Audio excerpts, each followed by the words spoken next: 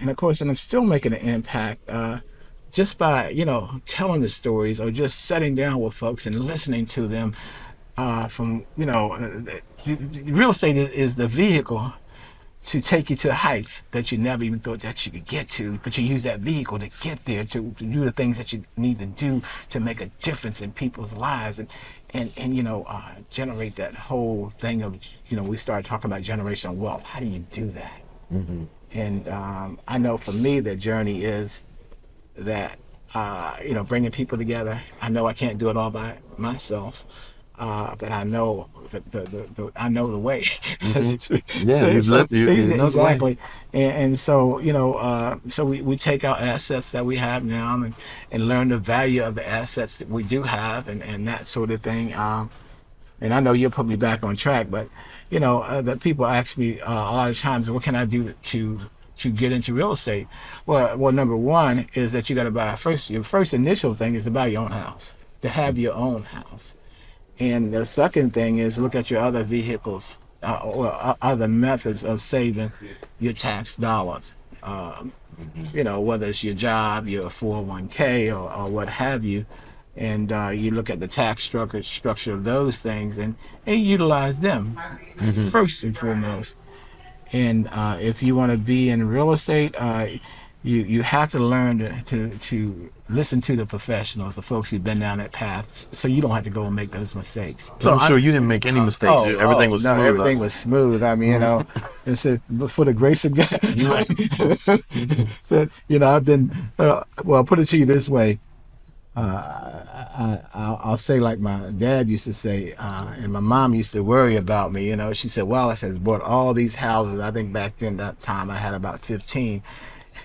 And my dad would say, well, if he lost all of them, he wouldn't have lost nothing because he started out with nothing. So so that's his mentality. My mom's mentality. I love that. I love that. Say that one more time. Say that one more time. So as my mom was worried about me, losing 15 houses, my dad wasn't worried about him because he said he started out with nothing. If he lost them, he hadn't lost nothing. So he can, if he can start out with 15 houses, well, he can always know how to get back to those 15 houses, period. Yeah. And I think that's a lesson that I think a lot of people need to hear. That that sometimes people are afraid of success, right, stepping into the success, right, because they're afraid that they might lose that success. Right. And what I try to share with people, I think you just did it more clearly than I've heard in a while, is if you get it once, you can get it again. Exactly.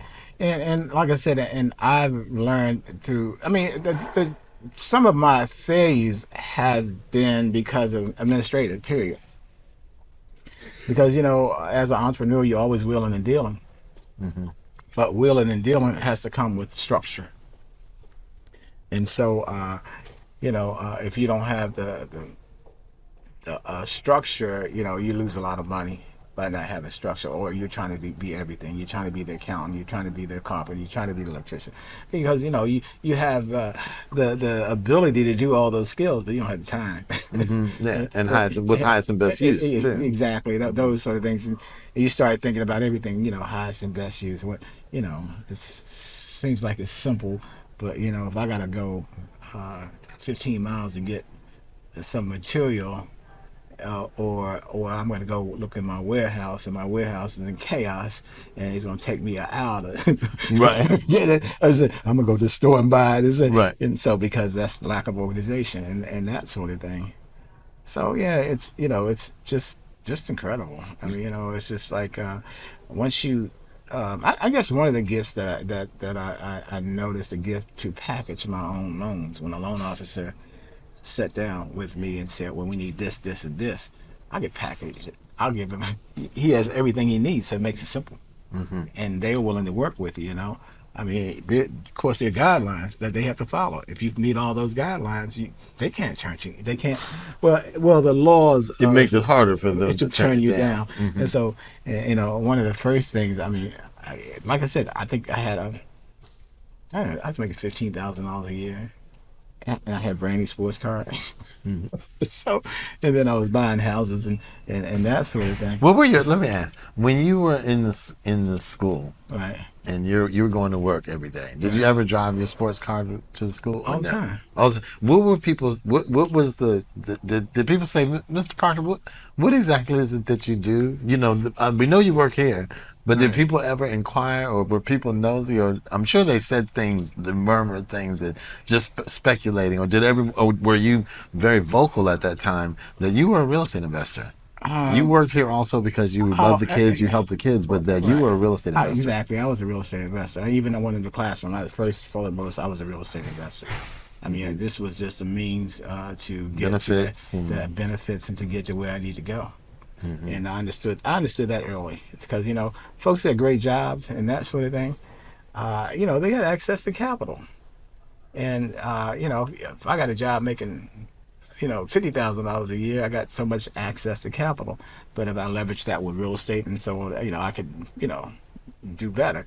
But if I had a job making $200,000 a year, it was much easier. But usually a job making $200,000, it comes with a lot of responsibility. Yeah, which takes and which sometimes takes you find that the folks, some of the folks that have those higher income jobs, they don't have time to even think about real estate, and at the end of the day, they would get trapped to that job. Exactly, and I'll tell you a story about that too, because I had a real estate agent and a real estate attorney.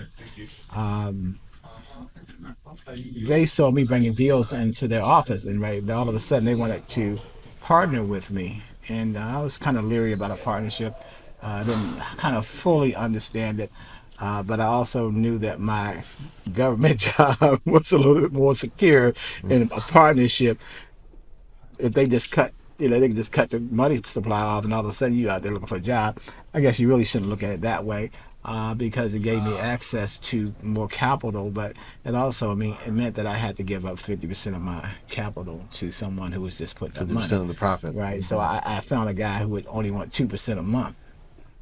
Okay, which is 24% Exactly. annual, instead of, and you did turn the deals quickly. Right, exactly. And so I said, that's a better deal. It's better than a partnership. Let me go ahead and use your money, give you a 2%. And if I keep it for, you know, 90 days, ideally speaking, that's what you want to keep it for, 90 days, and then you refinance it into the regular pool of things like that.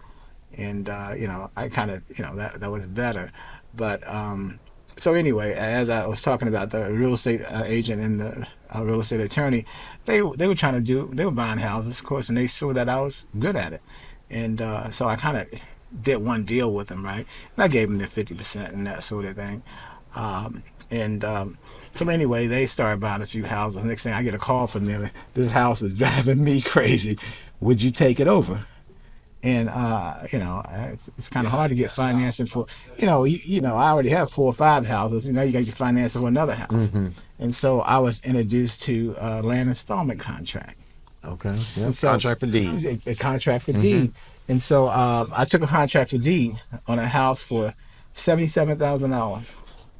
And I rented it out to Section 8, which was challenging and within itself and that sort of thing.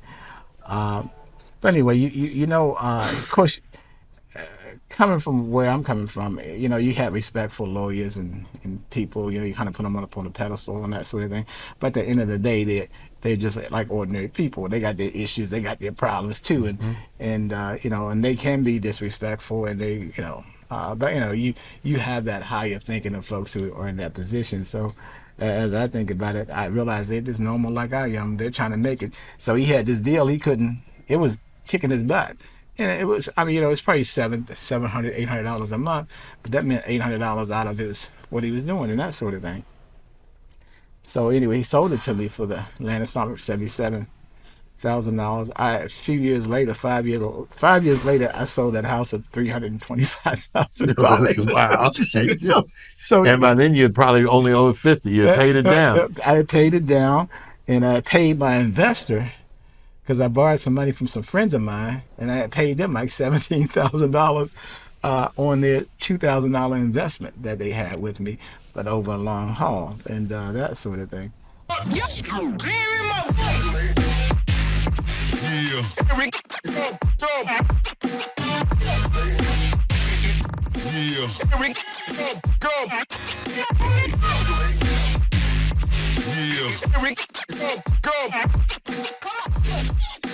Play games like